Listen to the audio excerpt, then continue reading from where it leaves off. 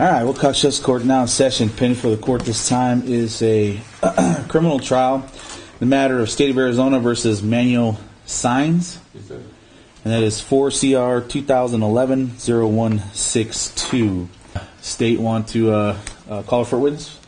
Your Honor, the state will waive opening argument and call as its first witness. What happened when you arrived out at 93 East Havasu Way? I met with Mr.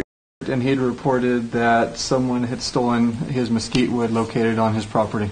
He's never paid me. Years and years and years went on, and then he had a bunch of wood there piled at his place. It was not no trees, nothing like Bob said. It was pure mesquite tree. It was pure mesquite, and he told me I could have a little bit. I went in there and I took like 2 loads of the mesquite of the wood. I did take the wood, but that's all I took him for. And for him not paying me for what he owed me, I did take the wood. And he should have paid me what he paid me for the title job. He never paid me. He gave me $100, and that was it. And he never paid me for that. I did take the wood. I did not take no toolbox or whatever, but I did take the wood. How'd you get into the property? I went in there and I did cut the lock. I'm the one that cut the lock and got the wood. You cut the lock? Yes, I did. What made you think that that was a good day to go when it was locked, to go and take wood? Because when I was there, I saw, I wasn't the only one taking wood. I saw him taking wood too.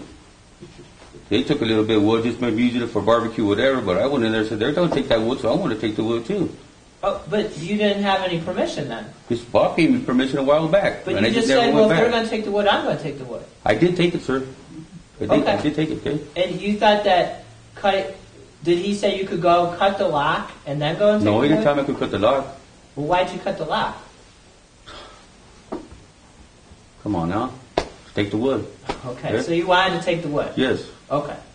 If you had a verbal contract with to do work at your house, and you did the work and you didn't get paid for it, the proper steps for that is to file a civil action against not do what you did. And even if he gave you permission a year ago to go get some wood, you do not go to somebody's house, cut their lock, and enter their property.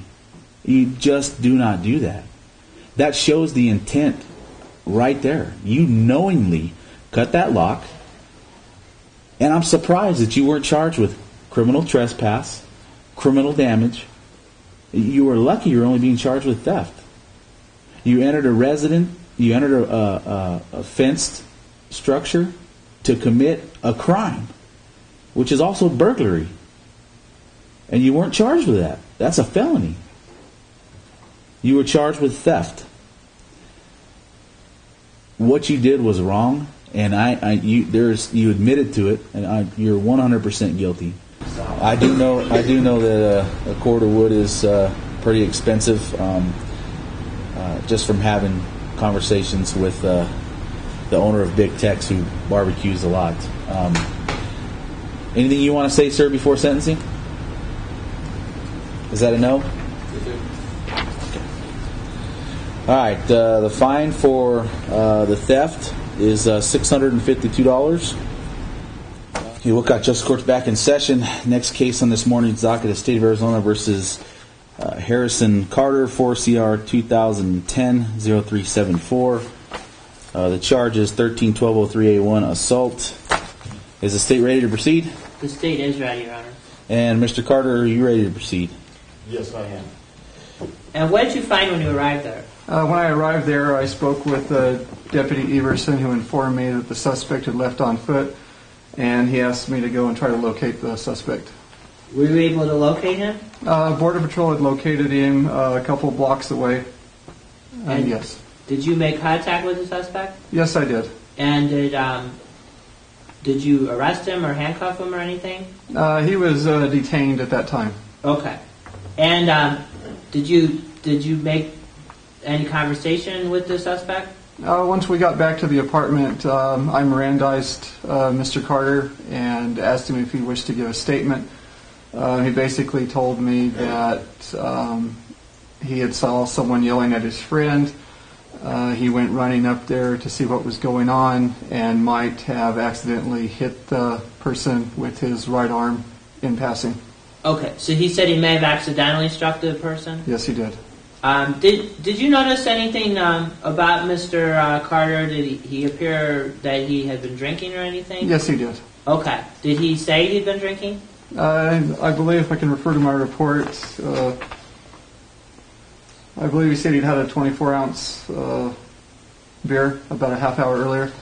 Okay. And how did he appear that he had been drinking?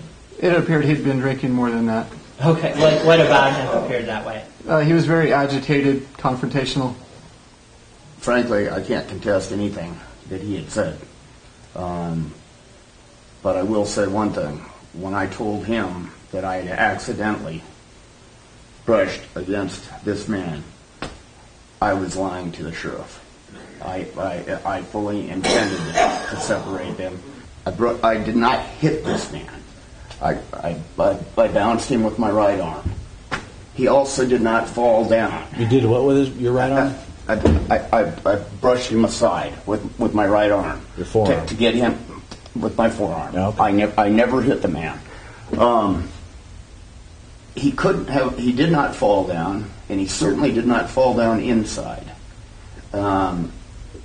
He did bounce a little bit against the wall, and I jumped between him and at that point. I'm sure I was yelling at him, but I never threatened to kill anybody. I never said that. And as his friend did say correctly, I was yelling at him as I was coming down the street, but I was not yelling that I'm going to kill you. I was yelling, hey, hey. And then I got there, and exactly as what I've said transpired. I do not consider what I did assaulting this man. In fact, I would consider closer to assault what he was doing to my friend. According to you, you saw Mr. in the doorway, and then your friend was inside the apartment. Is that right? Yes, they were both inside the apartment. And you sprinted up to the scene. Is that right? Absolutely. Okay. And the first thing you did when you got there is you shoved out of the way, right? Because you couldn't shove your friend, right? That is correct. And you had no idea what they were arguing about? Absolutely none. And you didn't decide you might want to see what they were arguing about first? And in hindsight, I wouldn't have done anything different. You thought that was appropriate to do that? Yes, I did. Okay. Even though you had no idea what they were arguing about? I can honestly say I really didn't care what they were arguing about. You didn't make any attempt to try to stop the argument? Besides using force? I thought this guy looked to me like he might take a swing at my friend. Where were you looking at? And my instant reaction was to separate them. And use a lot of force because he's a big man. I used the force necessary. To shove him into the wall? I used the force necessary to separate him from my friend. And you didn't at any time think maybe I ought to just go and try to calm everyone down or anything like that? In hindsight, perhaps I should have, but no, I reacted. And then you ran away right after? I stuck around for a couple minutes, and then I did take off. Mr. Carter, again, the burden of proof in this case is beyond a reasonable doubt.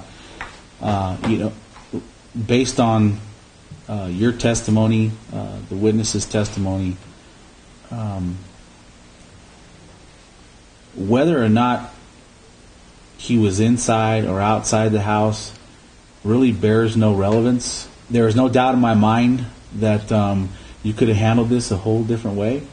You could have went up there and said, hey, let's calm down, let's separate it, let's get the sheriff here. There's a lot of things you could have done. Going and, even if you'd have walked up and stepped in and said, look, you need to back up, back away from his residence, it could have been handled a different way. You handled it the wrong way. You were sticking up for your friend, which is admirable, but you did commit assault. And you also have a right to appeal, and we'll give you that paperwork. If you go out front, wait in the lobby, we'll get the sentencing form done and your payment plan also completed. Okay. All right, thank you.